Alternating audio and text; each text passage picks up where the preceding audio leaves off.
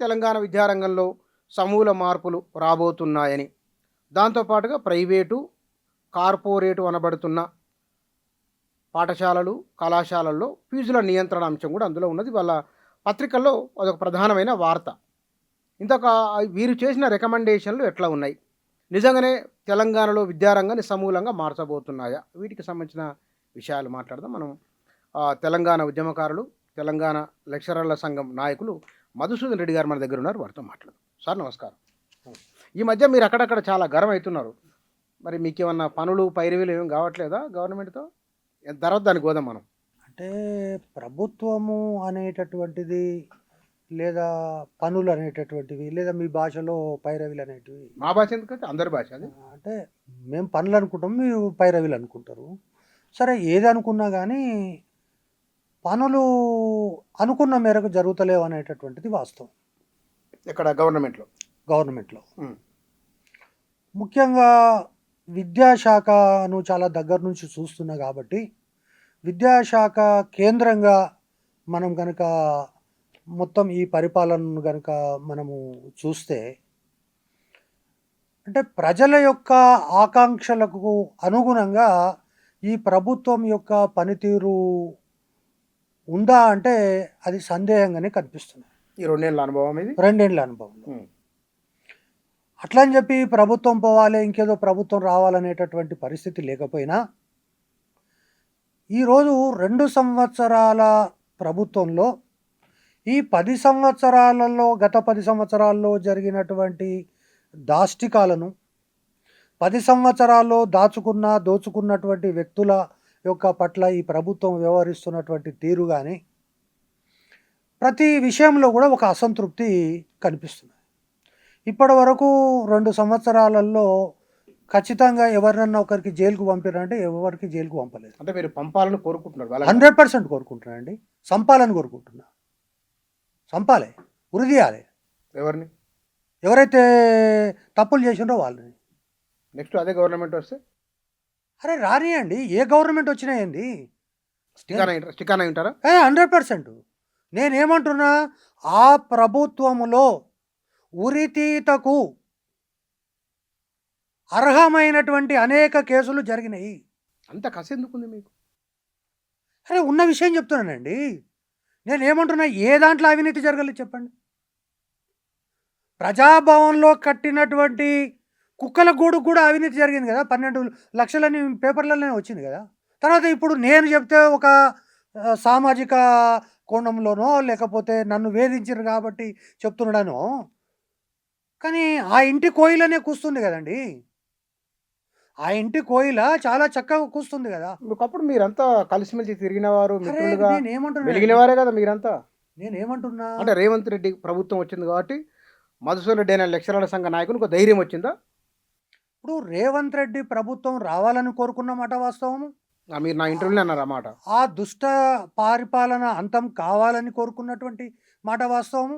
ఆ జాతి అంతం కావాలని కూడా కోరుకున్నటువంటి మాట వాస్తవం. చాలా పెద్ద స్టేట్మెంట్. అరే నేను స్పష్టంగా చెప్తున్నా కదా. జాతి అనేది ఏ కంటెస్ట్ లో మాట్లాడుతున్నాను కూడా నేను మీకు చెప్తా. రేవంత్ రెడ్డి మాట్లాడిన కాంటెస్ట్ లో నేను ఒక మాట చెప్తాను. అంటే ఇక్కడ ఈ మధ్యకాలంలో కుమ్మెర ఘటన నేపథ్యాన్ని తీసుకొని చూసినప్పుడు మొత్తము రెడ్డి సామాజిక వర్గం మీద మాట్లాడుతున్నారు. అరే అందరిని అనడం ఏమిటి అనే ప్రశ్న వస్తున్నది. ఎవరో కొందరిని అనాలే, అందరిని ఎట్లా అంటామని ఒక ప్రశ్న వస్తున్నది. మీరేమంటున్నారు? మొత్తం సామాజిక వర్గమే అని మీరు అంటున్నారు. ఇప్పుడు ఈ రాష్ట్రములో జాతికి సంబంధించినటువంటి అంశాలను ప్రస్తావించింది ఇద్దరు. నువ్వు ఏ జాతికి జాతి పితవురా అని ముఖ్యమంత్రి మాట్లాడాడు. దానికి కౌంటర్గా కేటీఆర్ గారు ఏం మాట్లాడినారు? నేను రాణి రుద్రమ జాతి అని అన్నాడు. ఆ 2 జాతుల గురించే నేను మాట్లాడుతున్నా. వాళ్ళు ఏ కంటెస్ట్లో మాట్లాడారో నాకు తెలియదు. వాళ్ళిద్దరు మాట్లాడినటువంటి జాతి ఏది? మరి మీరు అంతం చేయాలనుకున్న జాతి ఏది? అంటే ఇప్పుడు ఏదైతే జాతి అనేటటువంటి వాళ్ళిద్దరి మధ్యలో చర్చ జరిగిందో, ఈ 10 సంవత్సరాలలో ఏ జాతి పరిపాలన అయితే జరిగిందో ఆ జాతి అంతం కావాలని కోరుకుంటున్నాను నేను. అది మీరు మొత్తం దీన్ని జనరలైజ్ చేస్తున్నారు ఎందుకు అంటున్నా? అరే జనరలైజ్ చేసేది ఏముందన్న, జాతి అనేటటువంటిది ఏ అంశంలో ఆ జాతి విచక్షణ లేకుండా ఈ రాష్ట్రం యొక్క ప్రయోజనాలను దృష్టిలో పెట్టుకొని పనిచేసిండ్రు. అసలు 90% కుటుంబ ప్రయోజనాల కోసమే పనిచేసిండ్రు. మిగతా 10% ఏమైనా చేస్తే జాతీయ ప్రయోజనాల కోసం పనిచేసి ఉండొచ్చు. అంతేగాని రాష్ట్రం యొక్క సర్వతోముఖాభివృద్ధికి పనిచేస్తే మిమ్మల్ని అంత భారీ శిక్ష ఎందుకు వేస్తుండ్రి? ఇక్కడ ఆగుదామండి. మళ్ళీ దీనికి వద్దాం మనం. ఇప్పుడు మీరు అన్నట్లుగానే మీరు కోరుకున్న ప్రభుత్వం వచ్చింది కదా 2 ఏళ్ల కాలంలో. 100%. మీరు కోరుకున్న ప్రభుత్వం కూడా ఏమీ చేయలేదని మీరు అంటున్నారు కదా. నేనేమంటున్నా, ఈరోజు ఈ 2 సంవత్సరాల పరిపాలన కనుక చూస్తే నాలాంటి వాళ్ళ యొక్క విశ్లేషణ ప్రకారంగా గత 10 సంవత్సరాల పరిపాలనలో జరిగినటువంటి అవకతవకలను చీల్చి చెండాడి ఉరికంబాలెక్కించి అవసరమైతే ఉరి శిక్ష వేసి లేకపోతే ఇంకో రకమైనటువంటి శిక్షలు వేసి అనేక రకాలమైనటువంటి ఈ రాష్ట్రంలో జైలు పట్టకపోతే పక్క రాష్ట్ర జైళ్ళల్లో పెడతారనేటటువంటి ఆకాంక్షలతో ఉన్నటువంటి వ్యక్తులం మేము. అంటే మీకు ఇక్కడ ప్రజా సమస్యల పరిష్కారము ప్రజాపాలన కాదు, వ్యక్తిగతంగా గతంలో మిమ్మల్ని వేధించారు కాబట్టి ఆ రివెంజ్ తీసుకోవట్లేదనే దాంతో ఉన్నారా మీరు? నేనేమంటున్నా అండి, రివెంజ్ తీసుకున్నా ఏది తీసుకోకున్నా ఇప్పుడు ఫర్ ఎగ్జాంపుల్ నన్ను చట్ట ప్రకారంగా లోపల పెట్టిండ్రు, నేను చట్ట ప్రకారంగా బయటికి వచ్చిన. చట్ట ప్రకారంగా వాళ్ళు పెట్టే కేసు పెట్టగలిగినారు కానీ కేసును ప్రూవ్ చేయలేకపోయారు కదా. అదేవిధంగా ఇప్పుడు ఈ ప్రభుత్వం కూడా గత 10 సంవత్సరాలుగా జరిగినటువంటి కాలంలో కనీసం ఇప్పటికైనా ఒక 10 మంది 15 మందినైనా కనీసం వీళ్ళు శిక్షకు అర్హులు అనేటటువంటి నిరూపణ జరపలేకపోవడం అనేటటువంటిది ఈ ప్రభుత్వంలో కూడా గత ప్రభుత్వ అరాచకాలను ఎండగట్టడంలో కానీ వాటిని చట్టం ముందు నిలబెట్టడం కానీ వాళ్ళకి శిక్ష వేయించడంలో కానీ ఉదాసీనంగా ఉంది అనేటటువంటి అభిప్రాయము నాలాంటి వాళ్ళలో కలుగుతున్నదని చెప్తున్నారు. ఓకే, ఇప్పుడు ఈ విద్యా కమిషన్ వద్దాం. ఎందుకంటే మీరు ఏ తరహా ఆలోచనతో ఉన్నారో తెలుసుకుందని అనుకున్నా నేను. అర్థమైంది నాకు. ఇప్పుడు మీరు అసలు విద్యా కమిషన్ వాళ్ళు రిపోర్ట్ ఇచ్చారు కదా, అంటే ముఖ్యంగా ఈ రాష్ట్రంలో విద్యా కమిషన్ అనేటటువంటిది ముఖ్యమంత్రి గారు జనరల్గా విద్యాశాఖను ఎవరు కోరుకోరు. రాష్ట్రంలో మంత్రి పదవి వచ్చిన తర్వాత ఫస్ట్ అడిగేది నాకు ఏ శాఖ కావాలనేది. సాధ్యమైనంత వరకు ఏ ఇబ్బంది లేకుండా చికాకులు లేకుండా కూర్చున్న దగ్గర పనులు జరిగిపోయేటటువంటి శాఖలు కోరుకుంటారు కానీ విద్యా వైద్యం లాంటి శాఖలు చాలా ఎక్కువ మంది దగ్గర పనులు అయిపోయే శాఖలు ఏమని ఒకటి. అంటే ఉదాహరణకు ఇప్పుడు మీరు ఏ శాఖ తీసుకున్నా, ఇప్పుడు రెవెన్యూ శాఖ ఉంది, ఆర్థిక శాఖ ఉంది, వాటికి ఏమి ఇబ్బందులు ఏమి ఉండవు. వచ్చింది కూడబెట్టడము నలుగురికి పంచడం తప్ప దాంట్లో ఇబ్బందులు ఏమి ఉండవు. కానీ అదే విద్యాశాఖ కానీ వైద్య శాఖ కానీ ఈరోజు వైద్య శాఖకు సంబంధించి ఎవరో బెడ్ లేకుండా కింద పడ్డారు అంటే మంత్రి పరిగెత్తాల్సి వస్తుంది. అదేవిధంగా పలానా పాఠశాలల్లో ఉత్తీర్ణత శాతం 0 అయిందంటే దీనికి విద్యాశాఖ మంత్రి లేకపోవడమే కారణం అంటారు. లేకపోతే 10th క్లాస్ పరీక్ష పేపర్ లీక్ అయిందంటే విద్యామంత్రి రాజీనామా చేయాలంటారు. ఓకే, సో కాబట్టి ఇది చాలా అయితే ఇక్కడ విద్యాశాఖను ముఖ్యమంత్రి గారు తన యొక్క స్వీయ పర్యవేక్షణలో ఉంచుకోవడము, హోంశాఖ కూడా ఆయన దగ్గరే ఉంది. లేదు అది వేరే విషయాలు. కానీ ఆ శాఖల గురించి ఎప్పుడు ప్రస్తావించినప్పటికీ విద్యాశాఖ గురించి నేను అన్ని శాఖలు వదులుకున్నా విద్యాశాఖను వదులుకోను అనేటటువంటిది ఒకటి ముఖ్యమంత్రి గారు మాట్లాడారు ఒక సందర్భంలో. రెండవది, విద్య అనేటటువంటిదే ఈ సమాజంలో మార్పుకు కారణమవుతుంది. ఇప్పుడు మనము భూములు పంచలేము. నేను కూడా వ్యక్తిగతంగా ముఖ్యమంత్రి గారితో మాట్లాడినప్పుడు నాతో కూడా ఈ విషయం చెప్పిండు ఆయన. ఏమని, మనము గతంలో లాగా హామీ ఇచ్చి 5 ఎకరాల భూమి వంచుతాము, లేకపోతే అందరికీ ఇండ్లు కట్టిస్తాము, లేకపోతే అందరికీ ఉద్యోగాలు కల్పిస్తాం అనేటటువంటిది ఏం చేయలేము. మనము విద్యగా అందరికీ అందించగలిగితే ఆ విద్య ద్వారా సమాజం యొక్క పరివర్తన జరిగి రాబోయేటటువంటి రోజుల్లో ఒక ఉత్తమమైనటువంటి సమాజం, దేశంలోనే అత్యున్నతమైనటువంటి స్థాయికి మనము రాష్ట్రాన్ని తీసుకుపోగలుగుతామని అన్నారు. కాబట్టి ఆ నేపథ్యంలోనే విద్యా కమిషన్ అనేటటువంటి ఒకటి వేయడం జరిగింది. దేశంలో ఏ రాష్ట్రంలో లేని విధంగా నేను ఎడ్యుకేషన్ పాలసీ ఒకటి తీసుకొస్తా అని చెప్పడం జరిగింది. సరే, ఆకునూరు మురళి గారి యొక్క నేతృత్వంలో కమిటీ వేశాం. అయితే విద్య ద్వారా మొత్తం మారుతుందా అంటే మారదు. కానీ విద్య అనేటటువంటిది ఖచ్చితంగా బేస్ అవుతుంది అనేటటువంటిది, విద్య అనేటటువంటిది ఏ అగ్రరాజ్యాల నుంచి మొదలుకొని అట్టడుగున ఉన్నటువంటి రాజ్యాల వరకు ఉచిత విద్య ఉచిత వైద్యం అనేటటువంటిది ఆ రాజ్యం యొక్క శ్రేయోరాజ్యమైనా సంక్షేమ రాజ్యమైనా నువ్వు ఇంకో రకమైనటువంటి రాజ్యమైనా పెట్టుబడిదారి రాజ్యమైనా విద్యా వైద్యం అనేటటువంటిది ఉంటుంది. ఆ నేపథ్యంలోనే ఆకునూరు మురళి గారిని ఎంపిక చేసి వారు విద్యా కమిషన్ చైర్మన్గా మరో నియమించారు. కొంతమంది మెంబర్లు కూడా ఉన్నారు. మెంబర్లు కూడా ఉన్నారు.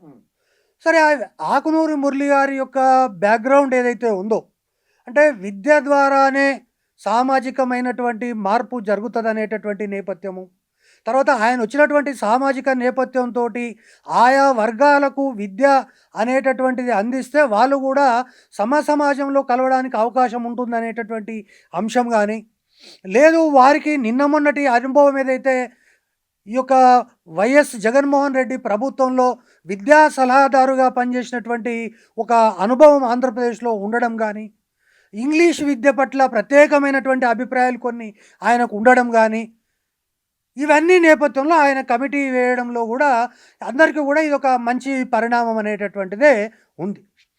కానీ నిన్న విద్యా కమిషన్ యొక్క రిపోర్టు ముఖ్యమంత్రి గారికి ఇచ్చిన తర్వాత ఆ విద్యా కమిషన్ గురించి ఈరోజు వార్తాపత్రికల్లో వచ్చినటువంటి ప్రముఖమైనటువంటి అంశాలు, వారి యొక్క రికమెండేషన్సు, అదేవిధంగా వారు ఏ స్థాయికి వెళ్ళి ఈ రాష్ట్రంలో ఉన్న విద్యా వ్యవస్థను పరిశీలించిండ్రు, ఇవన్నీ కూడా చూస్తే నాకు ఆకునూరి మురళి గారు కొండను తవ్వి ఎలుకను పట్టిండ్రు అనేటటువంటిది నాకు అనిపిస్తుంది. అంటే అంత అవగాహన రాహిత్యంతో ఉన్నారని మీరు చెప్పదలుచుకున్నారా? అంటే అధ్యయనం చేయలేదని అంటే మీ కొండను ఉద్దేశమా? తవ్వి ఎలుకను పట్టిండు అని చాలా స్పష్టంగా కేటగిరికల్గా తర్వాత నేను పూర్తి స్థాయిలో నేను ఒక ఏమంటారు దాన్ని కన్విన్స్ అయిన తర్వాతనే నేను మీతో మాట్లాడుతున్నా. అంటే ఇక అది పనికిరాదని మీరు చెప్పదలుచుకున్నారు. అంటే కొండను తవ్వి ఎలుకను పట్టిండు అని చెప్తున్నా. కొండను దోగుడు ఎందుకు, ఎలుకను గంత ఎలుక అంటే కొండ ఎందుకు తోగాలి? అయితే ప్రధానంగా దీన్ని పైన మీరు ఏం వ్యాఖ్యానిస్తారు అంటే, చాలా సున్నితమైనటువంటి అంశం అయినప్పటికీ కూడా ఇంగ్లీష్లో ఒక సామెత ఉంది, something is better than nothing. అంటే ఏమీ లేకపోవడం కంటే ఏదో ఒక కమిటీ వేసి దాంట్లో కొంత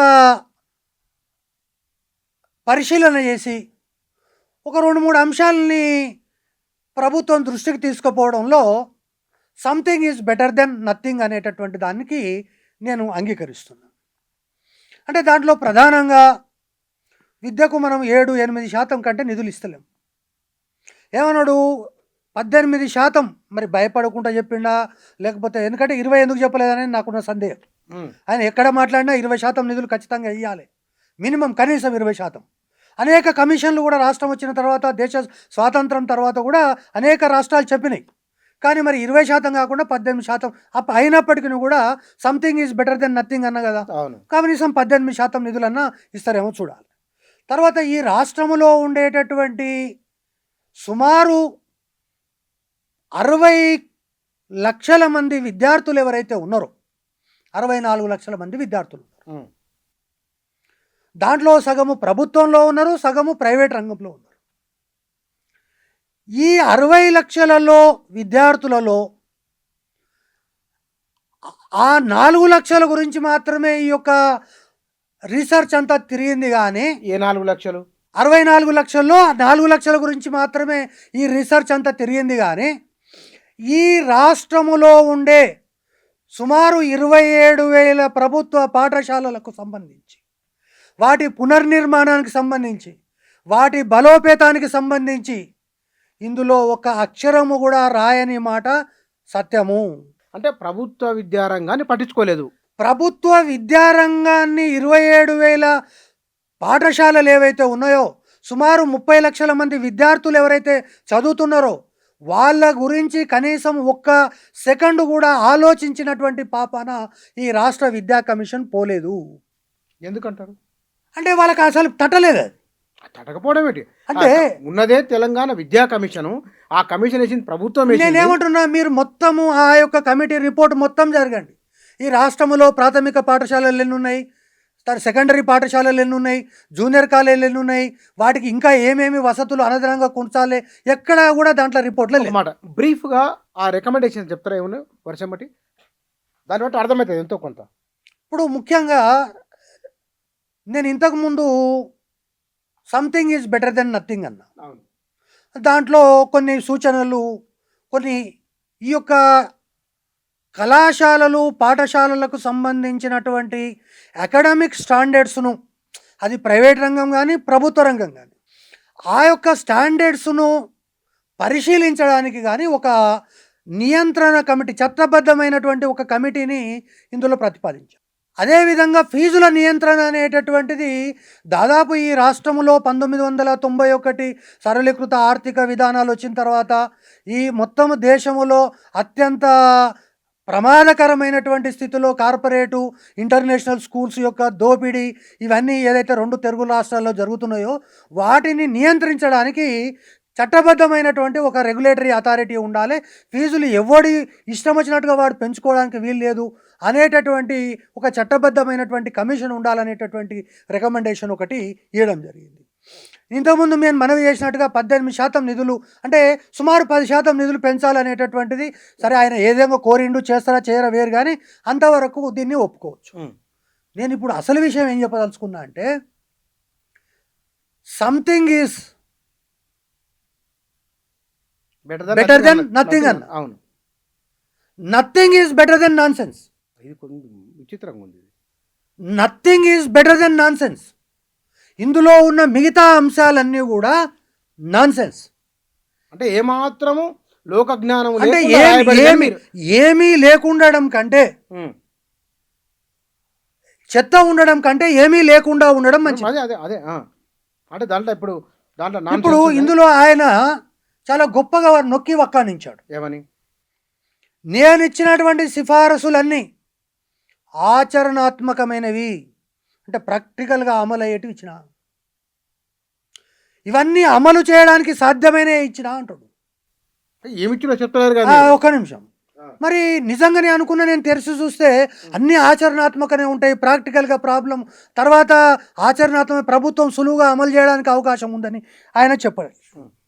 ఇప్పుడు ప్రాథమిక పాఠశాలల్లో ఎల్కేజీ యూకేజీని కలపాలన్నాడు.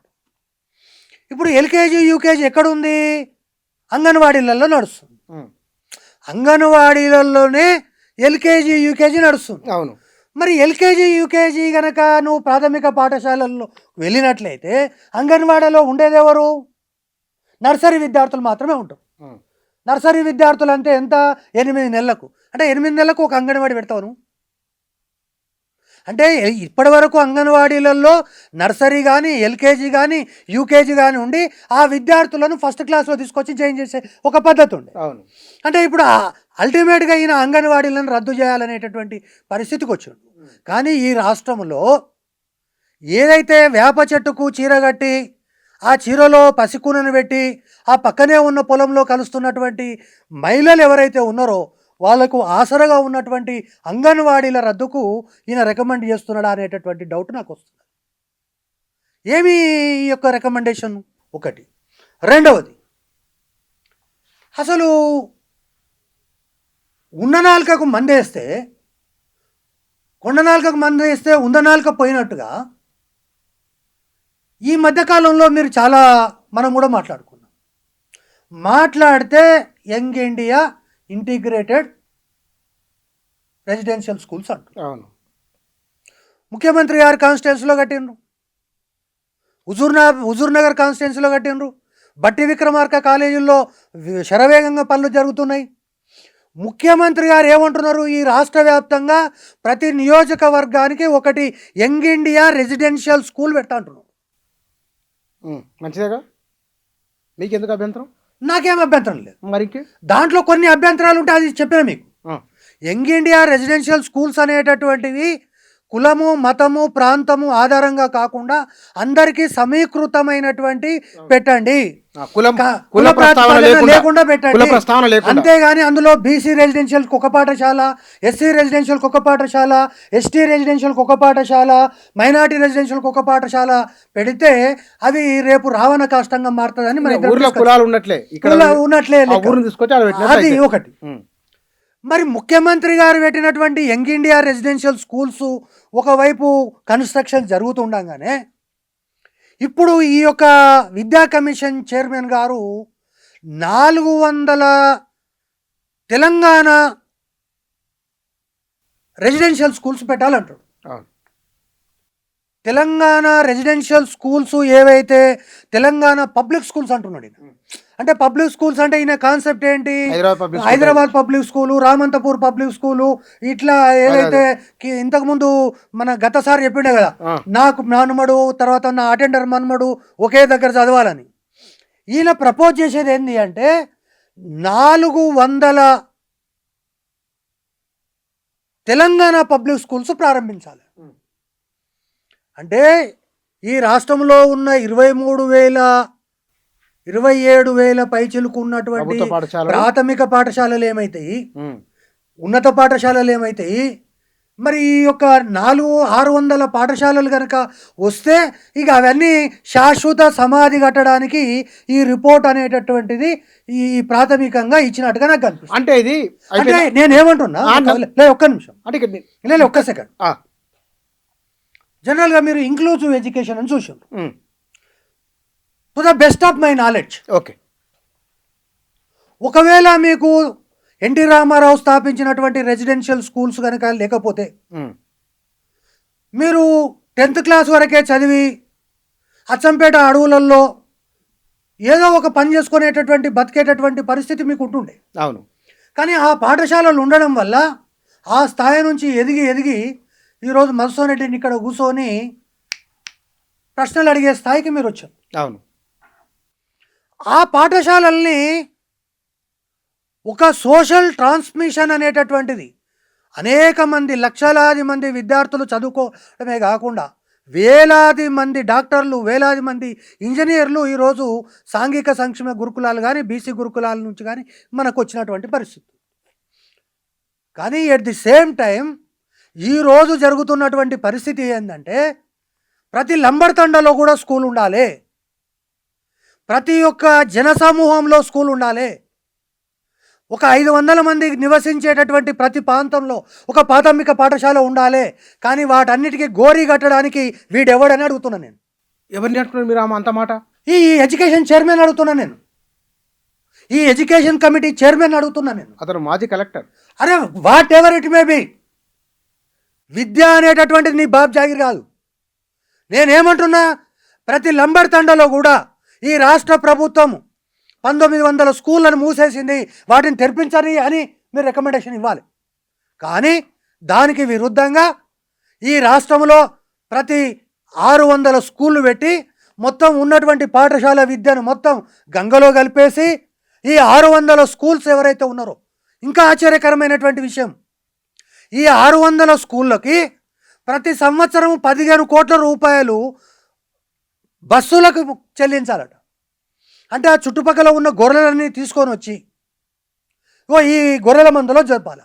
కానీ మీరు దాన్ని రాంగ్ ఇంటర్ప్రిటేషన్ చేస్తున్నారేమో కదా? 100% రైట్ ఇంటర్ప్రిట్ చేస్తున్నా నేనేమంటున్నా, విద్యార్థి దగ్గరికి మనం పాఠశాలను తీసుకుపోతావా, లేకుంటే పాఠశాలను అందరినీ హైదరాబాద్ తీసుకొచ్చి జిమ్ఖానా గ్రౌండ్లో పెట్టు. మనము సరిగ్గా తెలంగాణ ఉద్యమానికి వెళ్దాం. తెలంగాణ ఉద్యమం జరుగుతున్నప్పుడు ఆనాడు కాంగ్రెస్ ప్రభుత్వం తమకు అనుకూలంగా రిపోర్టు రాయించుకున్నదనే చర్చ జరిగింది. అందరూ మాట్లాడుకున్నామా? అంగీకరిస్తారు కదా. ఇప్పుడు ఈ రిపోర్ట్ను మీరు ఆకునూరు మీద వాడిబిడని తిడుతున్నారు కదా, ముఖ్యమంత్రి చెప్తే రాసిన మీరు ఎందుకు అనుకోకూడదు? మీరు ముఖ్యమంత్రి ఎందుకు తిట్టట్లేదు? నేను ఒక విషయం మీకు చెప్తాను. ఒకవేళ నిన్న సాయంత్రం కనుక ముఖ్యమంత్రి ఈ యొక్క రిపోర్టును నేను యథావిధిగా అమలు పరుస్తున్నానని ప్రకటించి ఉంటే ఈరోజు నేను ముఖ్యమంత్రిని ఖచ్చితంగా ఈ వేదిక నుంచి నిలదీసేవాడిని. ఇప్పటికి కూడా చెప్తున్నా, నీకు విద్యాశాఖ మీ అధీనంలో ఉంది కాబట్టి ఈ యొక్క రిపోర్ట్ అనేటటువంటిది ఒక 5-6 మంది వ్యక్తులు కూర్చొని వాళ్ళ యొక్క వ్యక్తిగతమైనటువంటి ఆలోచనలని క్రోడీకరించి ఈ రాష్ట్రములో విద్యను అభ్యసిస్తున్నటువంటి 1 కోటి మంది యొక్క విద్యార్థుల యొక్క భవిష్యత్తును అగాధంలోకే నెట్టేటటువంటి ఒక ప్రయత్నమే ఈ నివేదిక. ఈ నివేదికను ఇంప్లిమెంట్ చేసే క్రమంలో నువ్వు అనేక రకాలైనటువంటి ఖచ్చితంగా చర్చకు పెట్టండి.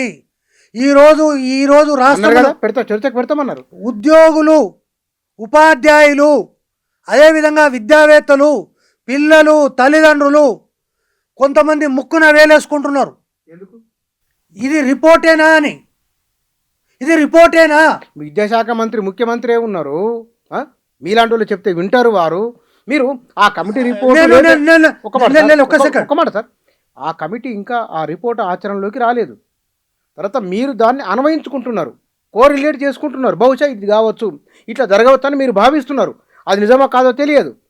అది తెలియకుండానే మీరు ఒక నిర్ణయానికి వచ్చి, సాక్షాత్తు ముఖ్యమంత్రి దగ్గరనే విద్యాశాఖ ఉన్నది, ఆయన ఏం చేస్తారో మీకు అంచనా ఉన్నది, ఎందుకు ఇంత ఆవేశపడుతుంది? లేలే, నేనేమంటున్నా అంటే మా యొక్క ఆవేశం ఇదంతా మీకు ఆవేశంలాగా కనిపిస్తుండొచ్చు. ఆవేదన అనుకుందాం. 100% నా ఆవేదననే వెలిబుచ్చుతున్నా. నేనేమంటున్నా స్పష్టంగా, ఒక విద్యా వ్యవస్థలో పనిచేస్తున్నటువంటి ఒక కార్యకర్తగా, అది కార్యకర్త రేవంత్ రెడ్డి ముఖ్యమంత్రి ఉండని, లేదా నా సొంత తమ్ముడో అన్ననో ముఖ్యమంత్రిగా ఉండని, విద్యా వ్యవస్థలో జరిగేటటువంటి మార్పులు ఏవైతే ఉంటాయో అవి భవిష్యత్తు తరాల యొక్క జీవితాలను తీర్చిదిద్దేటటువంటివి. ఈరోజు కూడా కొఠారి కమిషన్ సిఫార్సుల గురించి ఎందుకు మాట్లాడుకుంటున్నాం? కొఠారి కంటే మునగాడా ఈయన? కొఠారి కంటే ఈయన మునగాడా? ఈ రాష్ట్రంలో కొఠారి కమిషన్ సిఫారసులు మొట్టమొదట పివి నరసింహారావు అనేటటువంటి ఒక మేధావి ఈ రాష్ట్రంలో కొఠారి కమిషన్ సిఫారసులను దేశంలోనే మొట్టమొదటిసారి అమలుపరిచినటువంటి ఘన చరిత్ర 2 తెలుగు రాష్ట్రాల్లో ఉంది. 10+2+3 విద్యా విధానాన్ని ఈ రాష్ట్రంలో అమలుపరిచింది పివి నరసింహారావు గారు. రెసిడెన్షియల్ పాఠశాలను తీసుకొచ్చి అమలుపరిచింది పివి నరసింహారావు గారు. ప్రపంచ విజ్ఞానాన్ని తెలుగు విద్యార్థులకు అందించాలని చెప్పి తెలుగు అకాడమీని స్థాపించింది పివి నరసింహారావు గారు. నువ్వు ఏ రకంగా 10+2+3 విద్యా విధానాన్ని భూస్థాపితం చేయాలని నిర్ణయించుకున్నావు? కొఠారి కంటే ఎక్కువ నాలెడ్జ్ నీకుందా? నంబర్ 1.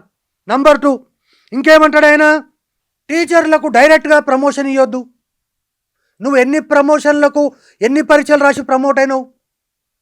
నువ్వు సెలెక్ట్ అయింది ఐఏఎస్, నువ్వు ఐఏఎస్ కూడా కాదు, గ్రూప్ 1కు సెలెక్ట్ అయినావు, లేదా ఐఏఎస్కు సెలెక్ట్ అయినావు. ఐఏఎస్కు సెలెక్ట్ అయిన తర్వాత నువ్వు ఆల్మోస్ట్ ఒక స్పెషల్ సెక్రటరీ క్యాడర్లో రిటైర్ అయినప్పుడు నువ్వు ఎన్ని పరీక్షలు రాసి నీవు ఆ ప్రమోషన్లన్నీ పొందినవు? ఒకటి. నేను ఇంకొక విషయం చెప్తున్నా. ఈరోజు ఒక టీచర్ కనుక టీచర్ కావాలంటే ఫస్ట్ బీఈడి ఎంట్రన్స్ రాయాలి. బీఈడి ఎంట్రన్స్ రాసిన తర్వాత బీఈడి ఎగ్జామ్ రాయాలి, తర్వాత టెట్ రాయాలి, తర్వాత డిఎస్సి రాయాలి. ఇన్ని రాసినాక కానీ వాడు టీచర్ కాలేడు. అటువంటి టీచర్లను అవమానించే హక్కు నీకు లేదని చెప్తున్నా. కానీ మీ వాస్తవానికి ఇక్కడ నాకు అర్థమైంది, ప్రభుత్వ విద్యారంగం ధ్వంసమవుతూనే ఆవేదన ఉన్నది, కొంత ఆక్రోశం కూడా ఉన్నది. అదే విద్యారంగం ఇట్లా అయిపోతుందా అని. ఎందుకు? మీరు దాన్ని కోరిలేట్ చేసుకున్నారు కాబట్టి మీ ఆవేదన రూపంగా వస్తున్నది. అర్థం చేసుకోదగ్గది. కానీ కొంచెం మీరు శృతి మించి మాట్లాడుతున్నారని నాకు అనిపిస్తుంది. నేనేమంటున్నాను, నా స్థాయిని మించి మాట్లాడుతున్నానొచ్చు, శృతిని మించి మాట్లాడుతూ అంటుండొచ్చు, ఇంకోటి అంటుండొచ్చు, ఇంకోటి అంటు. మీ స్థాయిని నేను అనలేదు. లేదు, నేను ఏమంటున్నాను, నేను అన్నిటికీ కూడా సిద్ధంగానే ఉన్నా. నేను ఆకునూరు మురళి గారిని స్పష్టంగా నేను ఒక ప్రశ్న వేస్తున్నా. ఈ ప్రపంచంలో విద్యార్థుల యొక్క మార్కుల ఆధారంగా అధ్యాపకుల యొక్క పనితీరును, లేదా విద్యార్థుల యొక్క అటెండెన్స్ ఆధారంగా పనితీరును, ఇవన్నీ కూడా అనేక చర్చలు జరుగుతున్నాయి. కానీ ఈరోజు ఆకునూరు మురళి గారు ఏవైతే విషయాలు ప్రస్తావించిండో, ఈ రాష్ట్రములో విద్యా వ్యవస్థ 2 భాగాలుగా చీలిపోయింది. 32 లక్షలు ఒక దగ్గర చదువుతుంటే 28 లక్షలు ఒక దగ్గర చదువుతుంది. దానికి కారణం రేవంత్ రెడ్డి కాదు, ఆకునూరు ఇద్దరు అందరము. అందరు కారణం. రేవంత్ రెడ్డి కారణమే, ఆకునూరు మురళి కారణమే, మీరు కారణమే, నేను కారణమే. ఒకవైపు మ్యాథమెటిక్స్లో ట్రిగ్నోమెట్రిక్ ఒక టీచరు, జామెట్రిక్ ఒక టీచరు, ఆల్జిబ్రాక్ ఒక టీచరు, ఇంగ్లీష్ మీడియంకి ఒక టీచరు, తెలుగు మీడియంకి ఒక టీచరు పెట్టి పాఠాలు చెబుతున్నటువంటి పరిస్థితి ఒకవైపు ఉంటే, 5 తరగతులకు కలిపి ఒకే టీచర్ను పాఠం చెప్పించి ఆ విద్యార్థుల యొక్క పనితీరు ఆధారంగా వారికి ప్రమోషన్లు ఇవ్వాలంటే ఎందుకు ఈ రిపోర్ట్ ఇచ్చినామని అడుగుతున్నా నేను. ఒక మాట, జగన్మోహన్ రెడ్డి ప్రభుత్వం ఆంధ్రప్రదేశ్లో సాధించిన విజయాలు ఏమిటి అన్నప్పుడు ఆయన వాస్తవానికి చంద్రబాబు అప్పట్లో చెప్పిండే ప్రజల వద్దకు పాలనని. ప్రభుత్వ యంత్రాంగాన్ని ప్రజల ఇంటి ముందు తీసుకొని పోయిండు జగన్తో పాటుగా నాడు నేడని ప్రభుత్వ స్కూల్లో బాగు జరిగింది. ఆ బాగు ఆలోచన వెనుక ఉన్నది ఆకునూరు ఐఏఎస్ అనేది అక్కడ ఏపీ ప్రజలకు ఉన్న అనుభవం. బహుశా వాళ్ళకంత సక్సెస్ ఇచ్చిన వ్యక్తి ఇక్కడ ఎందుకు నెగిటివ్ చేయాలనుకుంటారు? ఇక్కడ ఒకటి స్పష్టంగా మీరు ఈ ప్రశ్న అడగడం నాకు చాలా ఉపయోగపడింది. మీకు ఉపయోగపడిందా? చాలా ఉపయోగపడింది. ఆ. మరి అంత విద్యా వ్యవస్థలో పెద్ద ఎత్తున మార్పులు తెచ్చి అమ్మ ఒడి అనే పథకాన్ని పెట్టి రంగులు రూపు మార్చి ప్రతి స్కూల్ను నాడు ఎట్లుండే నేడు ఎట్లుండే అవును. అంటే మరి 11 సీట్లు రావడానికి ఈ ఆకునూరు మురళే కారణమా? అంటే ఒక్క స్కూల్ బట్టే ఓట్లేస్తారా? అంటే మీరు చెప్తున్నారు కదా, ఆ, అంటే ఒక్క కనీసం స్కూల్ చూసి నేనేమంటున్నా, ఓటేస్తారా? మిగతా ఏమి జరగలే ఈ స్కూళ్ళు అక్కడ చాలా జరిగినాయి. నేనేమంటున్నా, ఇక్కడ మనం ఒక్క నిమిషం, మిగతా ఏం జరగలే విద్యారంగం కనీసం ఆధారంగానే ఈ స్కూళ్ళ- గెలుపోవటములు ఉంటాయా? నేనేమంటున్నా, ఈ స్కూళ్ళను చూసి ఓట్లేసినా 25 సీట్లు రావాలి కదా. నేను ఇంకా స్పష్టంగా చెప్పదలుచుకున్నా, ఒకవేళ ఈ ఆకునూరి సిఫారసులు కనుక ఈ రేవంత్ రెడ్డి ప్రభుత్వం అక్షరాల అమలు పరిస్తే ఆంధ్రాలో వచ్చినటువంటి 11 సీట్లే కాంగ్రెస్ పార్టీకి వచ్చేటటువంటి ఎన్నికల్లో వస్తాయనేటటువంటి విషయాన్ని స్పష్టంగా చెప్పదలుచు. ఒక మాట అనుకుందాం. ఇప్పుడు ఈ రిపోర్ట్ నన్ను యథాతథంగా అమలు చేయలేదు, కాంగ్రెస్కి ఎన్ని సీట్లు వస్తాయి వచ్చే ఎన్నికల్లో? నేను కాంగ్రెస్ ఏమిస్తున్నారు మీరు? ఇందాక అన్నది ఏమిటి? జగన్మోహన్ రెడ్డి ప్రభుత్వంలో చెప్పుకోదగ్గ తప్ప గెలవదగ్గ అని అనలేదు. చెప్పుకోదగ్గ నాడు నేడు బడి ఉంది, పబ్లిక్ లో ఒక అనుభవం కానీ వచ్చిందని చెప్పిన. నేను ఒక విషయం చెప్తా. ఆ, ఏదైనా ఒక విషయం చేసినప్పుడు జగన్మోహన్ రెడ్డి అనేటటువంటిది అసలు తెలుగు అనేటటువంటిది ఆంధ్రప్రదేశ్ రాష్ట్రంలో ఆంధ్రం ఉండకూడదు అనేటటువంటి ఒక నిర్ణయం ఏదైతే తీసుకున్నాడో ఆకునూరు మురళిని నమ్మి అది అనేక రకాలైనటువంటి విమర్శలకు గురైంది.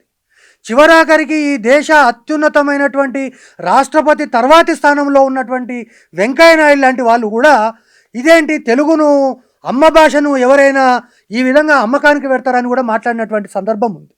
తర్వాత అనేక మంది నీలాంటి వాళ్ళు నాలాంటి వాళ్ళు ఇదంతా చర్చ ఎందుకు, మాతృభాషలోనే విద్యాబోధన ప్రాథమిక విద్యాబోధన అనేటటువంటిది మాతృభాషలోనే జరగాలనేటటువంటివి ప్రపంచవ్యాప్తంగా కొన్ని వేల గ్రంథాలు ఉన్నాయి, కొన్ని వేల స్టడీస్ ఉన్నాయి. మరి ఈ పెద్ద ఆయన ఏం చెప్తాడు? ఎల్కేజీ నుంచి ఇంగ్లీష్ మీడియమే చదవాలట, ఈ రాష్ట్రంలో తెలుగు ఉండనే కూడదట. మరి ఎక్కడి నుంచి వచ్చింది? ఇంగ్లీషే నీ యొక్క జీవితాన్ని రెండు కారణాలు ఉన్నాయి.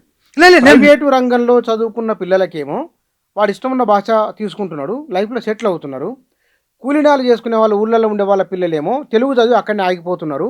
వీళ్ళకి ఇంగ్లీష్ రావాలని ఒక ఆర్గ్యుమెంట్ వచ్చిన మాట వాస్తవం. అప్పట్లో నేనేమంటున్నా, ఇప్పటికి కూడా చెప్తున్నా, ఇంగ్లీష్ అనేటటువంటిది ప్రపంచ మారుతున్నటువంటి సమాజంలో ఇంగ్లీష్ లేకపోతే అది మార్కెట్, వాడు 50% చదువుకున్నట్లే. ఆ భాష మార్కెట్.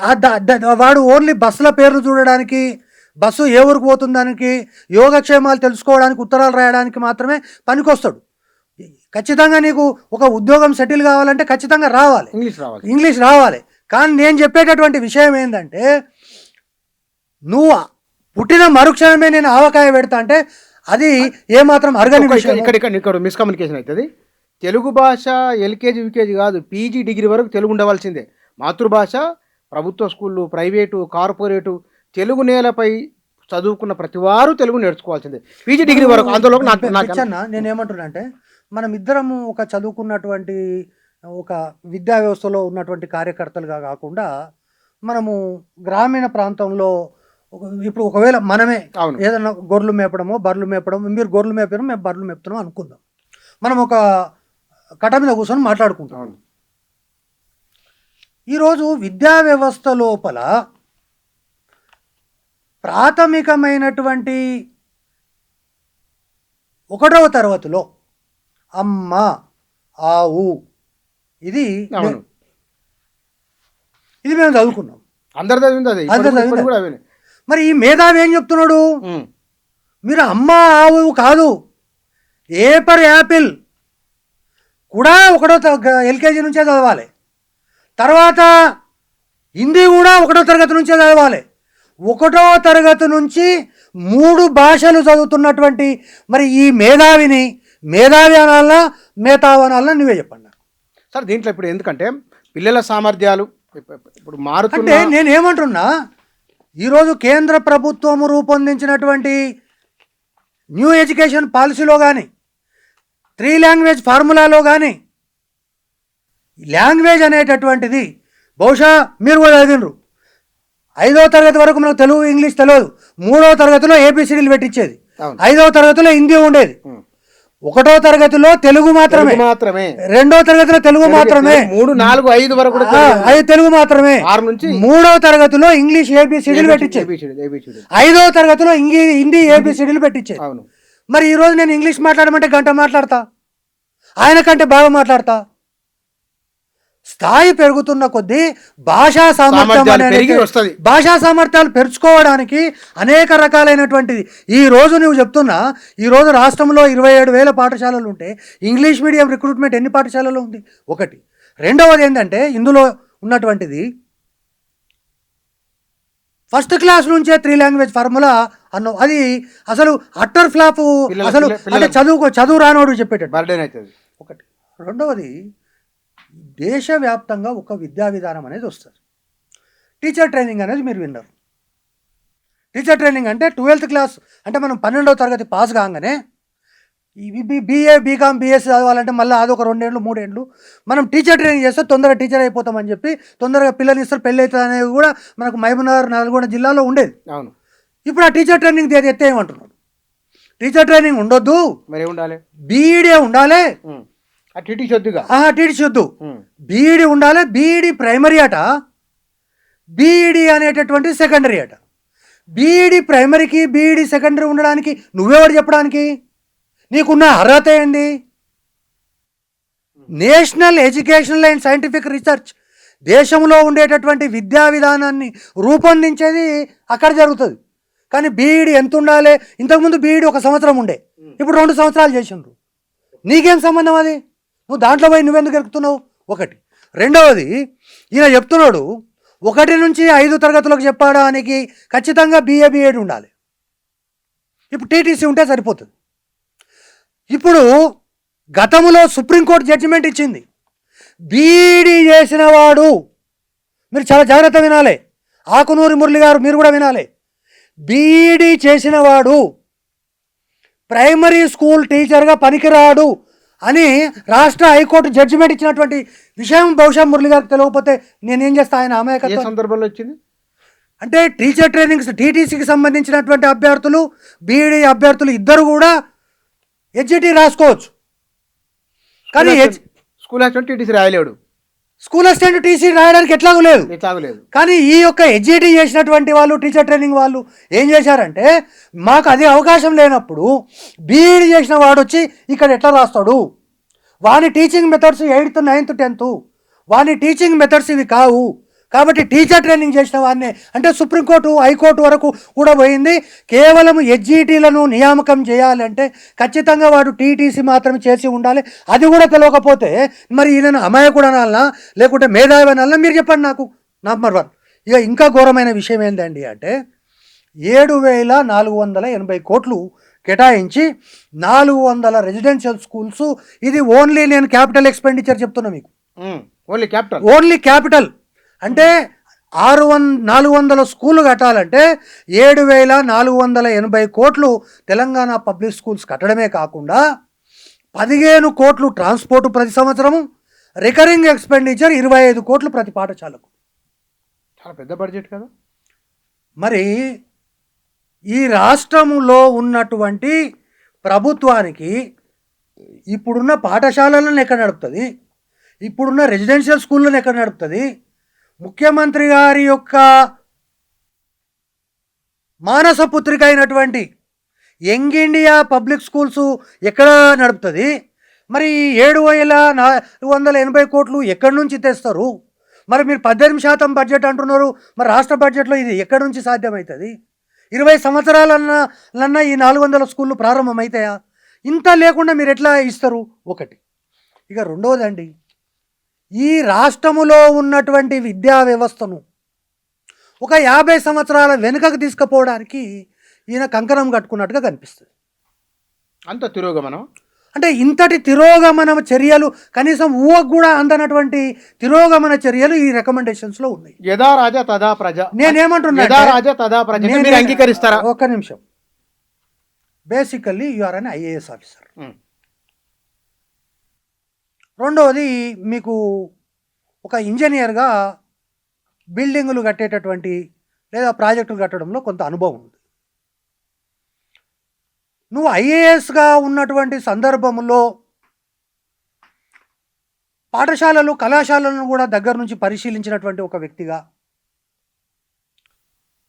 మీరు ఇంతకుముందు అన్నారు చూడండి, నాడు నేడు అని.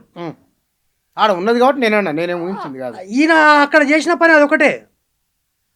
ఈరోజు స్కూల్ ఇట్లా ఉంది, దీనికి సిమెంట్ ఎంత, ఏది సున్నం వేయాలంటే ఎంత అవుతుంది, బ్లాక్ బోర్డు పెట్టాలంటే ఎంత అవుతుంది, ఆ స్కూల్ను ఈ స్కూల్గా మార్చాలంటే ఎంత అవుతుంది అని లెక్కేసి ఆయనకి ఇచ్చి వచ్చేసింది తప్ప అంతకు మించి ఈయన చేసింది ఏం లేదు అక్కడ. ఒకటి. రెండవది, ఇంటర్మీడియట్ విద్యా విధానం అనేటటువంటిది 1969లో పివి నరసింహారావు గారి యొక్క నేతృత్వంలో కొఠారి కమిషన్ సిఫారసులకు ఆధారంగా చేసుకొని ఈ రాష్ట్రంలో 10+2+3 విద్యా విధానం ఈ రాష్ట్రంలో అమల్లోకి వచ్చింది. వచ్చిన తర్వాత అనేక రకాలైనటువంటి అపశృతులు ఉన్నాయి, తప్పులు ఉన్నాయి, తర్వాత కార్పొరేట్ సంస్థల యొక్క ఆధిపత్యాలు ఉన్నాయి. అవన్నీ చెడు కూడా చాలా ఉంది, దాని గురించి మాట్లాడదాం. కానీ ఈ రాష్ట్రంలో ఏ రాష్ట్రానికి పోయినా 50% విద్యార్థులు తెలంగాణ ఆంధ్రప్రదేశ్ నుంచి ఉంటున్నారు అంటే బికాస్ ఆఫ్ ఇంటర్మీడియట్. అటువంటి ఇంటర్మీడియట్ విద్యా వ్యవస్థను కూకటి వేళ్లతో పెకిలించి పడేయండి అంటున్నాడు. ఎల్కేజీ నుంచి ఇంటర్మీడియట్ వరకు ఒకే స్కూల్లో ఉండాలి అంటే ఈయన ఏ విద్యా విధానాన్ని తీసుకొస్తున్నాడు అనేది నాకు అర్థం కావాలి. మరి 1 నుంచి 5 స్కూల్లో 5 వరకు ఒకటే స్కూల్లో ఉన్నదాన్ని మనం వ్యతిరేకిస్తున్నాము. ఎల్కేజీ పిల్లవాడు 12th క్లాస్ చదివే 2 పిల్లవాళ్ళు అక్కడే చదవాలంటాడు. ఒకటి. రెండవది, ఈయన తెలివితేటలు కూడా నాకు కొన్ని అర్థమైనాయి. అంటే నేను ఆయనతో సంభాషిస్తున్న సందర్భంగా. ఏం తెలివితేటలు? ఇప్పుడు మీరు కూడా స్కూల్ స్టూడెంట్, అంటే 5వ తరగతి నుంచి 12వ తరగతి వరకు కూడా మీరు చదివిన రెసిడెన్షియల్ స్కూల్లో కలిసే ఉండి, అంటే 10th అక్కడే ఉంది, కలిసి ఉన్నాయి, 10th అక్కడే ఉంది, ఇంటర్మీడియట్ కూడా మీరు అక్కడే చదువుకున్నారు. ప్రారంభ దశ కాబట్టి ఉన్నది, ప్రారంభ దశ చేసుకున్నారు. అవును. ఒక 5-6 సంవత్సరాల తర్వాత 10thలో రిజల్ట్ ఫుల్ వస్తుంది, ఇంటర్మీడియట్లో రిజల్ట్ రావట్లేదు. కాబట్టి ఏం చేయాలి అనేటటువంటిది వచ్చిన తర్వాత ఈ 10thకు ఇంటర్మీడియట్కు ఉన్నటువంటి టీచర్లను వేరుపరిచి ఇంటర్మీడియట్కు సపరేట్గా టీచర్లను పెడితే కొంత ప్రమాణాలు పెరిగి వీళ్ళ రిజల్ట్ పెరుగుతుందని చెప్పి అప్పుడు ఉన్నటువంటి డిఆర్ గర్గ్ ఎవరైతే సెక్రటరీగా ఉండేనో వాళ్ళు అటువంటి నిర్ణయం తీసుకొని ఇంటర్మీడియట్కు సపరేట్ టీచర్స్ని పెట్టారు. అయినా పెద్ద ఎత్తున ఫలితాలు రాలేదు.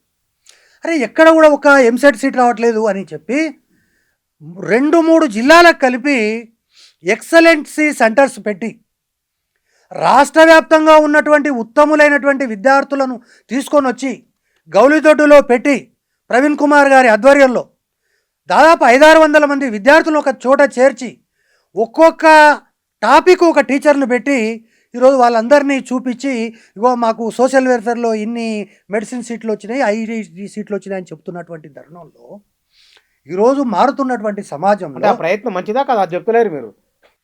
నేనేమంటున్నా, ఆ విధంగా చేయడం వల్ల విద్యా వ్యవస్థ ఉన్నత దశకు పోయింది, మంచి జరిగింది. మరి నువ్వేమంటున్నావు, ఇప్పుడు ఎల్కేజీ పిల్లలతో పాటు 12th క్లాస్ పిల్లల్ని కూర్చోబెట్టమంటున్నావు. మరి నువ్వు తిరోగమనమా ఇది పురోగమనమా? ఒకటి. రెండవది, ఈయన ఎక్కడున్నాడు? 9వ తరగతి చదివేటటువంటి 8వ తరగతికి పాఠం చెప్పే విద్యార్థితోటే 8వ తరగతిలో విద్యార్థి వాడు ఫిజికల్ సైన్స్ అంటే కెమిస్ట్రీ వాడే చెప్తాడు, ఫిజిక్స్ వాడే చెప్తాడు, బయాలజికల్ సైన్స్ అంటే బాటనీ వాడే చెప్తాడు, జువాలజీ వాడే చెప్తాడు. ఇక్కడ ఇంటర్మీడియట్కి వచ్చే వరకల్లా బాటనీలో ఫిజియాలజీ ఒకటి చెప్తాడు, జంతు శరీర ధర్మశాస్త్రాన్ని ఇంకోటి చెప్తాడు. అటు ఈ విధంగా ట్రిగోనామెట్రీ, జామెట్రీ అనేక రకాలుగా మారిపోయింది. ఫిజికల్ కెమిస్ట్రీ ఒకటి చెప్తాడు, తర్వాత ఆర్గానిక్ ఒకటి చెప్తాడు, ఇనార్గానిక్ ఒకటి కెమిస్ట్రీ చెప్తాడు. అట్లా చెప్తేనే ఈరోజు మనం జాతీయ స్థాయి పోటీ పరీక్షలకు పోటీ పడేటటువంటి పరిస్థితి లేకుంటే ఈ విద్యా విధానం తీసుకొచ్చి ఏం చేస్తావు? ఒకటి.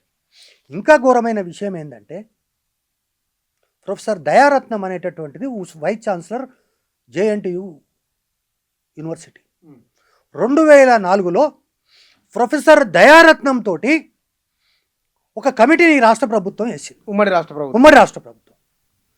అరే ఈ పరీక్షలు తర్వాత ఈ ఎంట్రన్స్ ఎగ్జామ్స్ ఇవన్నీ వద్దు, బిట్స్ పిలానేలాగా మనం కూడా ఇంటర్మీడియట్ తోటే ఇద్దాము మార్కులతోటి అంటే అప్పుడు ఆయన ఇచ్చినటువంటి రికమెండేషన్స్ ఏంటంటే 25% 2008లో తీసుకొని 2009, 2010, 2010 తర్వాత ఎంసెట్ను రద్దు చేయాలనేటటువంటి ఒక రికమెండేషన్ ఇచ్చాడు.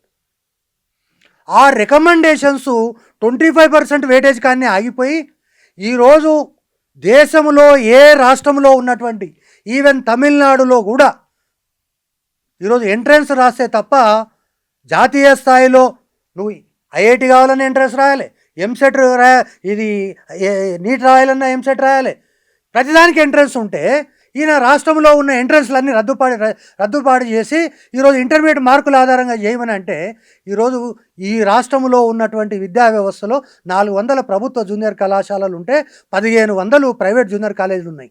అంటే ఈ రాష్ట్రంలో ఉన్న విద్యా విధానం మొత్తం ఈ 400 కాలేజీలో ఎవడు ఉండడు, అంతా ప్రైవేట్ కాలేజీలో మయమైపోయేటటువంటి పరిస్థితి ఉంటుంది. ఎంసెట్ రద్దు చేయడం అనేటటువంటిది ఒక వైస్ ఛాన్సలర్ రికమెండ్ చేసి ఇంప్లిమెంట్ చేసి ఆచరణ సాధ్యం కాదు అని చెప్పి విడ్రా చేసుకున్నటువంటి ఈ రాష్ట్ర ప్రభుత్వాన్ని మళ్ళీ తప్పుదారి పట్టించేటటువంటి ప్రయత్నం ఏ విద్యార్థులతో మాట్లాడిన మీరు? ఇంటర్మీడియట్ విద్యార్థులు కోరిందా, ఇంటర్మీడియట్ తల్లిదండ్రులు కోరిందా, యాజమాన్యాలు కోరిందా, ప్రభుత్వం కోరిందా, ఎవరు కోరిండ్రా? నువ్వు ఇంటర్మీడియట్ ఎంసెట్ రద్దు చేయమని అడుగుతున్నావు. నువ్వు ఎంసెట్ ఏ రకంగా రద్దు చేయమని అడుగుతున్నావు? నువ్వు 10,000 ర్యాంక్ వస్తే ఉచితంగా ఇస్తున్నారు. ఏ ఆధారంగా? ఈరోజు మళ్ళీ పేపర్ లీకేజీలు వీటన్నిటికీ మళ్ళీ మీరే కారణమవుతారు. తర్వాత ఈయన స్టూడెంట్ యూనియన్కు ఎన్నికలు పెట్టమని అడుగుతున్నాడు. స్టూడెంట్ యూనియన్కి ఎన్నికలు పెట్టమనేటటువంటిది సాధ్యమైనంత వరకు చాలామంది కూడా అడుగుతున్నారు. ఢిల్లీ యూనివర్సిటీలో జరుగుతున్నాయి, ఢిల్లీ యూనివర్సిటీలో జరుగుతున్నాయి, లేకపోతే జేఎన్సీ సెంట్రల్ యూనివర్సిటీలో జరుగుతున్నాయి.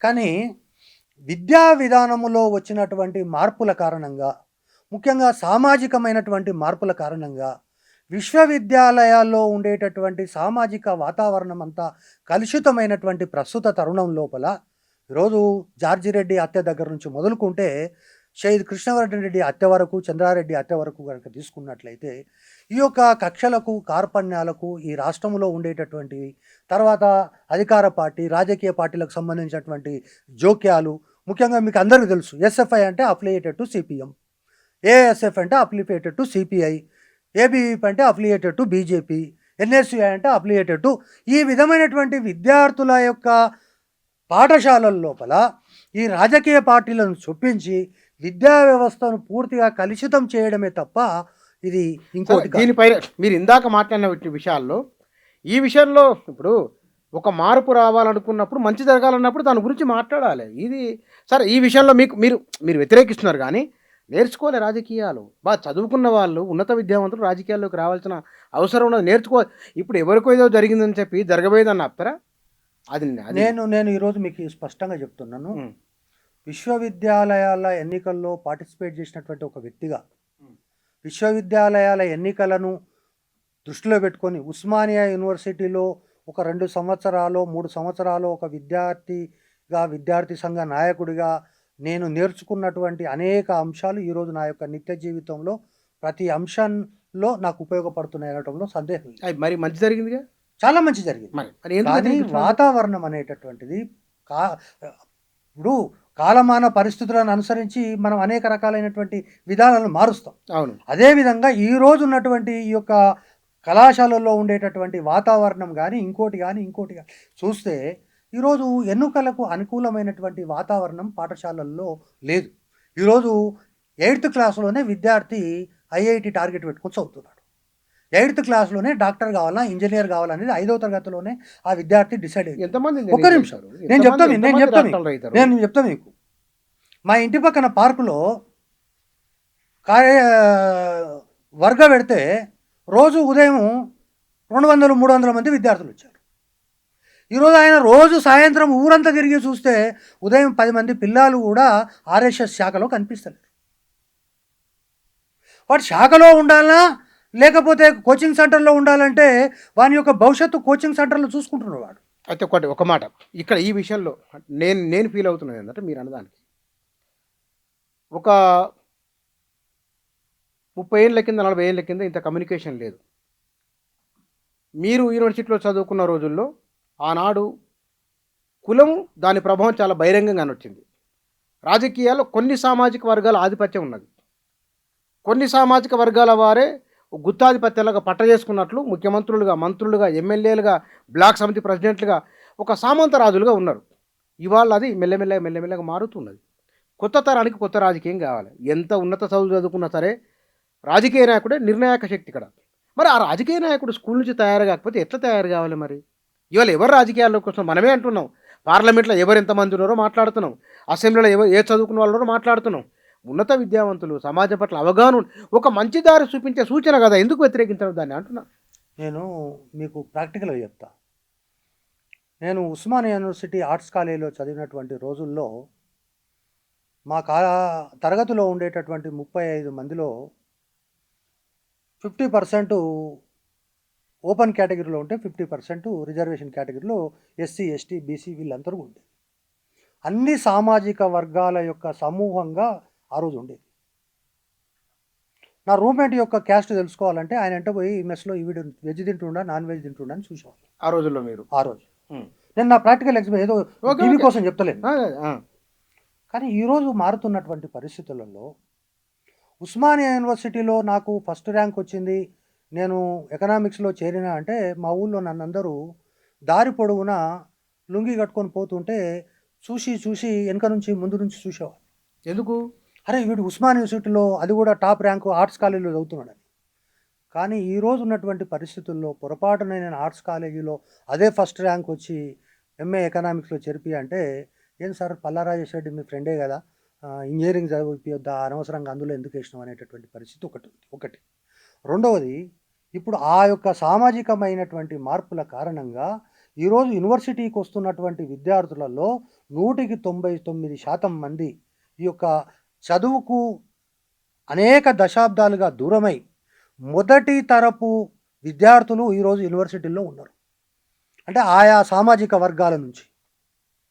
ఆ పరిస్థితులలో వాళ్ళను ఒక రాజకీయ పావులుగా మార్చి ఈ పబ్బం గడుపుకోవడానికి ఈ పెట్టుబడిదారీ వర్గాలు ఏవైతే గాంధీ భవన్ కేంద్రంగా, బీజేపీ ఆఫీస్ కేంద్రంగా, లేకపోతే సిపిఐ ఆఫీస్ కేంద్రంగా, ముగ్దుం భవన్ కేంద్రంగా ఉన్నాయో ఈ వర్గాలు వాళ్ళను పావులుగా వాడి ఆ యొక్క కలుషితమైనటువంటి వాతావరణాన్ని క్రియేట్ చేసేటటువంటి దీని మీద విడిగా మాట్లాడదాం ఒకసారి. అయిపోయింది కదా మొత్తం ఇవాళ అంటే తెలంగాణ విద్యారంగం పైన ఈ కమిషన్ ఏదైతే రిపోర్ట్ ఇచ్చిందో దాని వలన ప్రయోజనానికంటే నష్టం ఎక్కువని మీ భావన? ఈ యొక్క సిఫారసులను యాజ్ ఇట్ ఈజ్గా ఇంప్లిమెంట్ చేస్తే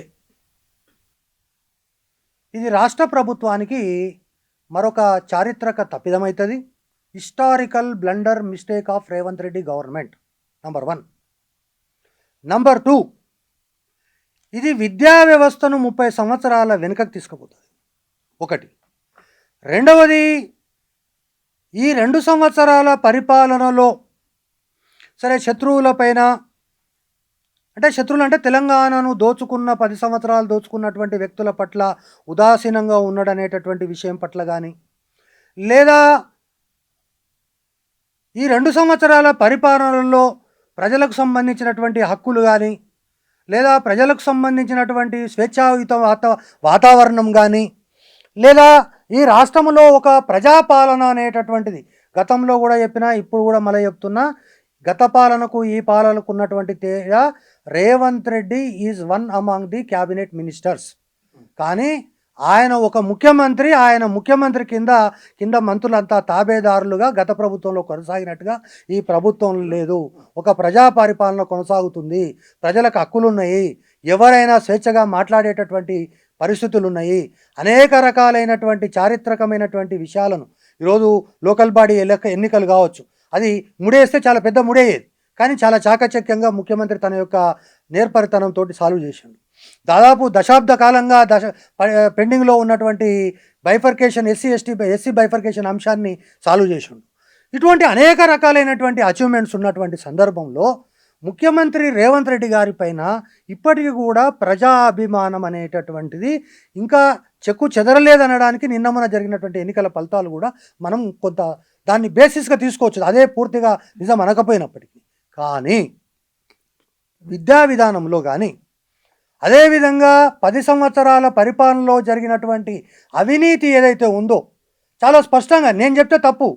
అంబేద్కర్ విగ్రహం నుంచి సచివాలయం వరకు అన్నిట్లో అవినీతి అనేటటువంటిది ఆ ఇంటి కోయిలనే కూస్తున్న తర్వాత కూడా ఈ రాష్ట్ర ప్రభుత్వం సీరియస్గా వ్యవహరిస్తలేదు అనేటటువంటిది ఉంది.